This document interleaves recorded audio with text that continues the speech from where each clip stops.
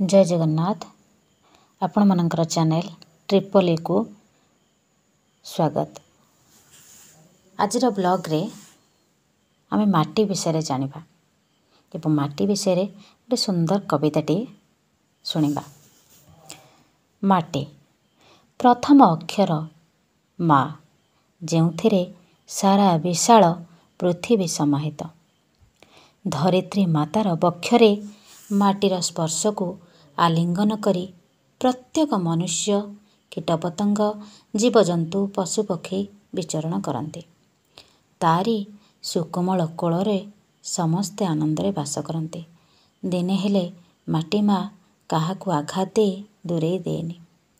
संप्रति समाजर कठोर मनुष्यर अत्याचार आघात माटी को क्षय करने सहित माटीर उपकारिता को नष्ट करिछि।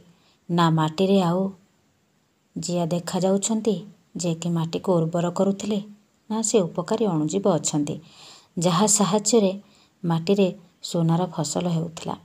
माटी रे भल फसल उत्पादन पई रासायनिक सारर प्रयोग फल माटीर प्रकृत रूप एवं जेतेबेले वर्षा पानीर प्रथम बुंदा स्पर्श मात्रके माटीर से सुंदर महक भासी आसुथिला, से मध्य आउ नाही। माटीर गूढ़तत्व को बुझी माँ भली तार रक्षणाबेक्षण करिवार सफल प्रयास जारी रखिबा सह समय पूर्वरु उचित पदक्षेप नहीं तार प्रकृत स्वरूप फेरेइबा प्रति सचेतन हेबा नितांत जरूरी। एबे आसंतु माटी विषय रे गोटे सुंदर कविताटे शुणिबा।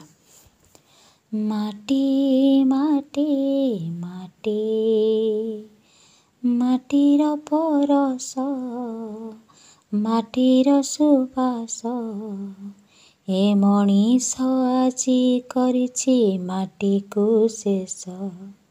ममतामयी माँ धरणी राणी से, ममतामयी माँ धरणी राणी से, मनीष करिछि ताकू कंटकित बेश।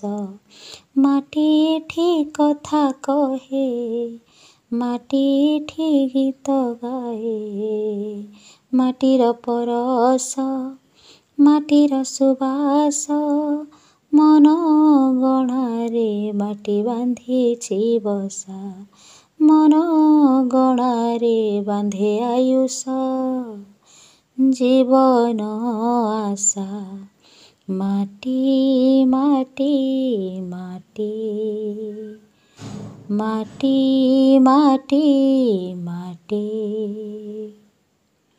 Please share subscribe this channel and please comment दबाकू भूलिबेनी। जय जगन्नाथ।